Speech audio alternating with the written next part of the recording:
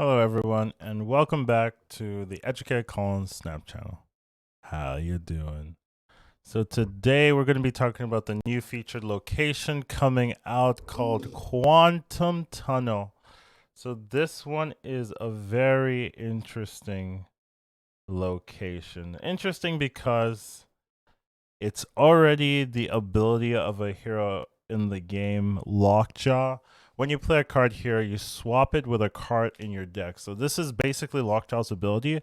However, now it's in a location, and that brings some interesting mechanics. Now you kind of have to think about, okay, how will I play this if I have LockJaw intrinsic in a deck, right? Like it's just part of the deck building experience.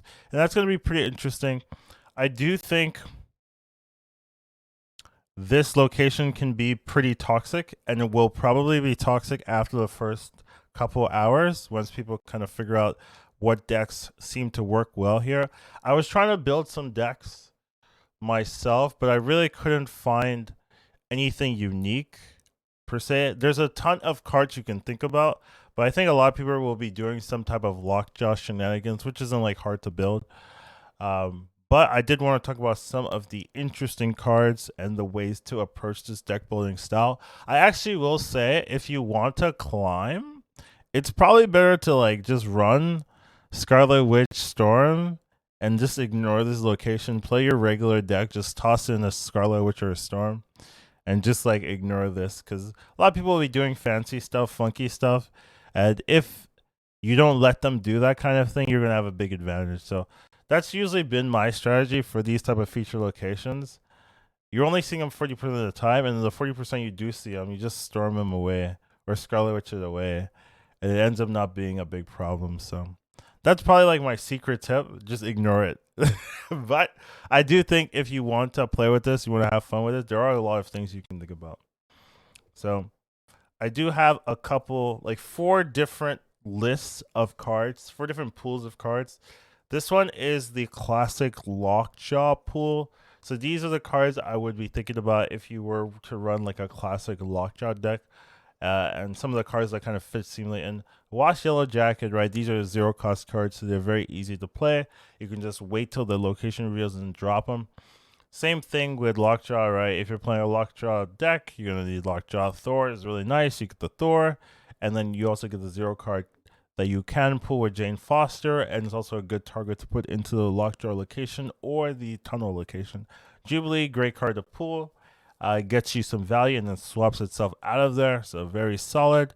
Leech, I think Leech is going to be very played, which can be annoying because it's kind of a toxic card, but I think Leech is pretty good, right? The big downside of cards like Leech is that you're paying 5 mana for a 3 power, which is very sad, but if you just swap it away, now you don't have that drawback and you get this huge, big, powerful effect. So I think Leech will be played.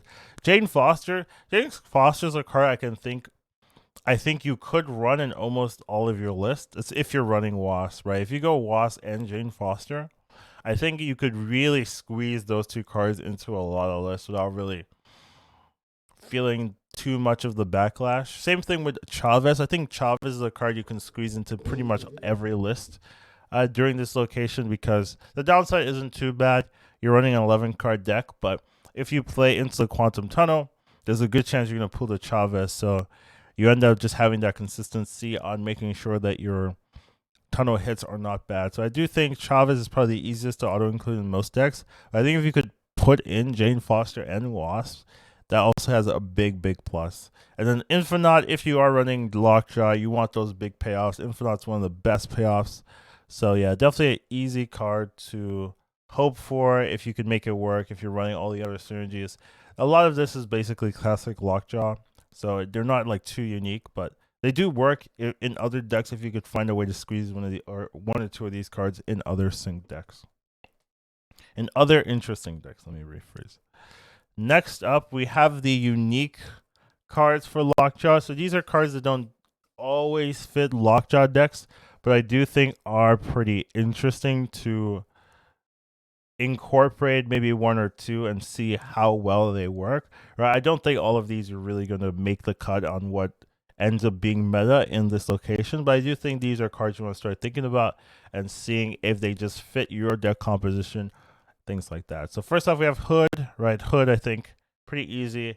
You get that -2, and then instead of getting that downside, you get the demon in your hand, but plus you just move the Hood away. So that one seems pretty good, pretty decent, low cost, and decent payoff. And then M'Baku, right? M'Baku, this card always has the downside of maybe you can draw it, but with Quantum Tunnel, now you can say, okay, if I do draw it, I can just play into the tunnel, and it's gone, and I'll get it back later. Now, do you really want to add this inconsistency into 60% of your games just for the 40% you get +2 power at the end of your game? Not really. So I don't really think this card is going to really become meta, but it is interesting, right? If your deck already incorporates M'Baku quite nicely, well then you could maybe easily run it into this location. Okoye, I think, is also pretty solid. You play it, you get the buffs, and then the cards you're going to bring out are going to be a lot stronger. I will say Okoye right now has a lot of bugs associated with it, especially with LockJaw. It can cause your game to crash. So maybe you don't want to incorporate that. So, but theoretically, it is a good card in this location if you get the tunnel, which is a lot of if statements. So I hear that, but it is something to think about, especially if your deck already runs Okoye, which most decks don't, so not really common. Ironheart, I think, is also pretty solid, pretty good card. You can play it, you get your +6, and then you got something else, right? On reveals without big downsides are going to be really nice because things like Ironheart, things like Leech, things like Doom, White Tiger, those cards, you get your value, and then the card swaps away for something with better base stats, hopefully. So I do think that can be pretty cool.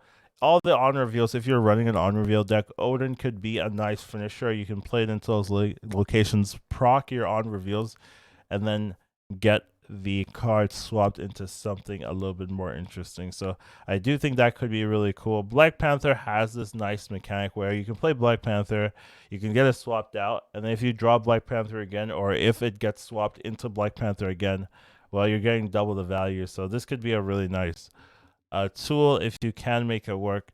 It is a little convoluted, right? You'd have to be playing Black Panther first and then have it swap and then swap back into it, right, to get the full value, which is a little bit not standard. I do think Doctor Strange could be a very powerful tech choice, actually. I think this card could actually be part of some compositions where you will summon big things due to the tunnel, and then you can move one or two of them out of the tunnel into your other priority lanes with Doctor Strange. So I think that could actually be a nice tech tool that actually makes sense to incorporate if you can. Spider-Man, I think, is also a pretty nice hit. If you get it, you can just lock down the lane for a turn, or if you play directly, you can play it, lock down their lane, and then swap into something a little bit higher base stats. So that could be a pretty cool tool. Then we have Captain Marvel and Vision. I think these are really strong because they allow you to take the value in one lane and then transfer it to other lanes. Vision also is just very good because you can move it before the game ends and then play more cards into that tunnel lane. So I think Vision is also a very common card or a common use case that you might see, kind of like a Doctor Strange-esque effect where you can take the power in one lane and then transfer it to another lane. So I do think that's going to be pretty good. Doctor Doom is also kind of solid because you get the Doom bots before it swaps out, so you're going to get that 5 power for free, and it's not too much of a downside. And then we talked about Odin a little bit. So this is more like unique tech options. I don't really see most of them becoming meta, but these are something you can think about when you're designing your decks. You want to add a little bit of surprise factor. I think all of these cards will probably have a small bit of surprise against your opponents. They're not very standard. Now, next up, we have the more niche options, the more techy options. Not that they're bad, but they're just like you can build around these type of cards, these type of effects. So first of all, I want to start from the top end of Thanos, right? I think Thanos is going to be super strong right now. It just fits a lot of what LockJaw wants to do. Anyways, LockJaw Thanos decks are already popular. The problem is like Thanos is not an easy card to get, but if you do have Thanos, you're probably going to be having a lot of fun these 2 days because you don't really have to change too much, and your deck already works extremely well with the location. So I do think Thanos is going to be really, really good, really, really strong. And then now let's go back to the original. We have the Swarm Colon Wing option. So this is kind of like a 2-card combo if you can get it off, right? You get these swarms, and then these swarms can be spammed into the tunnel location or the LockJaw location, depending on how you want to do this. So this could be a nice combo if you're already running discard. You can just put that in and just say, okay, I'll save it for that combo with the tunnel. Mysterio is going to be kind of decent because Mysterio acts as being played, so you can play the real Mysterio in a different lane, and then have the 2 Mysterio clones or one of the 2 Mysterio clones be swapped out for another card. This could be really cool if you're running LockJaw plus the tunnel. Then you go Mysterio in one lane, and you can get both of the clones to swap out. That would be really, really powerful effect a lot of the time. So that could be a very cool strategy you could incorporate, right? You do have to build around a little bit. Morph, I think, could be useful. That this one's going to depend on how heavy the meta gets. If people are just running super heavy cards like Infinite and Giganto and a ton of their decks, then maybe you can go Morph and try to snipe one of those heavy cards in their hand that they can't play early. So this is more of like a tech option in case things become too dominant and it becomes too strong. You could try morphing it up. Moon Knight, I think it can be pretty cool, just getting some discards in. So if you're playing discard, Moon Knight could be a nice choice, right? Your discards don't feel as bad as your opponent's discards, so I do think this can be a good way to catch people off guard and get those easy cubes. And Mr. Negative, right? Mr. Negative could be a very strong card. So you have to be careful with Mr. Negative, mostly because if you play Mr. Negative and you swap, and then you try to play more cards into the tunnel, and it swaps back into negative, well, you've negated the negative effect. So basically, if you're gonna play negative decks, right, you play your first negative into the tunnel, but then you don't play more cards into the tunnel until the end of the game, right, till the last turn, so that you've drawn all of your valuable buffed cards, and then you go back into the tunnel. So that's how you would mitigate that downside of having Mr. Negative be flipped again. You just wait until the end of the turn because you're going to be drawing very cheap cards, right? So it's not going to be that hard to wait and then spam a ton at the end of the game. So I think that's going to be a pretty cool tech. You're going to be pulling a Mr. Negative card once the swap happens, and then you'll start drawing these very cheap, very powerful cards. Shuri's already insane, but being able to mitigate the 2 cost downside is just like so strong, right? You get this double power effect. You're already playing big cards, and then you get a better card to replace a Shuri stat line. So that could be really, really strong. Same thing with the Mega Red. If you can get a good turn, right? If your tunnel hits are way better than your opponent, you drop this Omega Red, and you get your 4 power across the lanes. Can be very sneaky. And then Sarah's just a card that if you get turn 1 from the tunnel, or turn 2 from like any turn before turn 5 from the tunnel, is just extremely powerful. Being able to discard all your cards by 1 is just such a strong effect, and being able to get that earlier than normal is just beautiful. And last but not least, we have Zola, Almond Zola, right? So let's say you play a card into the tunnel, you get Infinite. Well, then you're like, okay, I know what I'm doing, right? I'm waiting until turn 6, playing the Zola into the tunnel, hitting the Infinite, getting Infinite on the other 2 lanes, and then you're going to swap my Zola out for a much better card. So that's a lot of power that can be created with this Zola strategy. So it's definitely something you want to think about if you can build a deck around us getting huge cards on the board and then Zolaing it into other places. This could be a very effective way of using this location. And now, last but not least, we do have the countermeasures, right? If you want to, Morph should probably be in here, by the way, but if you want to mess your opponent's strategies, how would I go about doing it? First of all, Scarlet Witch, Storm, Rhino. I think those are the standard location destruction cards. Get these location out of here. We don't want to deal with it. So Starless Storm, Rhino. These are very easy, very common, very quick answers that just says we're not playing your game, we're playing a normal game. So that makes a lot of sense here. Then the other strategies, this comes from my Dark Hawk experience. Cog and Rock Slide, really annoying for people trying to play LockJaw. You play this Cog, oh, now there's a rock they can hit. If they hit the rock, ooh, maybe they've just lost right there.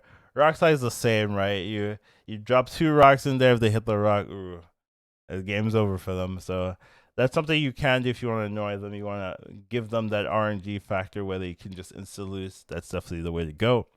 And we have Shang-Chi, right? I think Shang-Chi's going to be very popular. People are going to be playing Infinauts, Gigantos, Magnetos, you name it. You name it. So, yeah, Shang-Chi just kills them all. So, very powerful card here. I think it's going to be pretty clean. And the nice thing is you play a Shang-Chi, you kill their cards, and you swap your Shang-Chi for a better power card. So it just works out really well. Same thing with Valkyrie. I think Valkyrie kind of does the same thing as Shang-Chi. It's just a little bit more setup, right? Because you need to have more cards on that location. But yeah, if they have some random effects, random big Kais, you just Valkyrie them back to 3, and hopefully you're playing something like Cerebro 3 or ongoing, so you have a bigger board than they do, and then you just dominate from there. And the nice special tech, I think, will be Quake.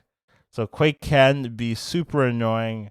You can fill your there's so many ways to use Quake, actually. You could fill your Quantum Tunnel and then Quake it into another lane and then fill that one.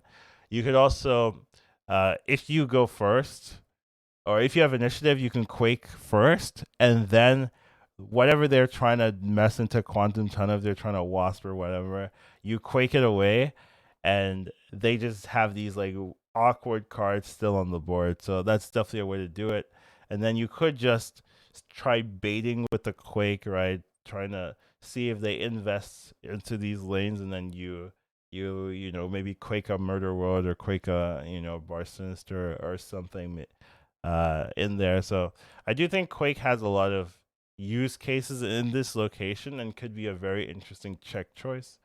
Obviously, Quake's not a super popular card for a good reason. It has a lot of constrictions or conditions, I guess, required for it to actually be effective. But I do think this location opens up a lot of breathing room for Quake to actually have a noticeable impact that it's worth a slot in your deck. So those are my thoughts on some of the things you can be thinking about for Quantum Tunnel.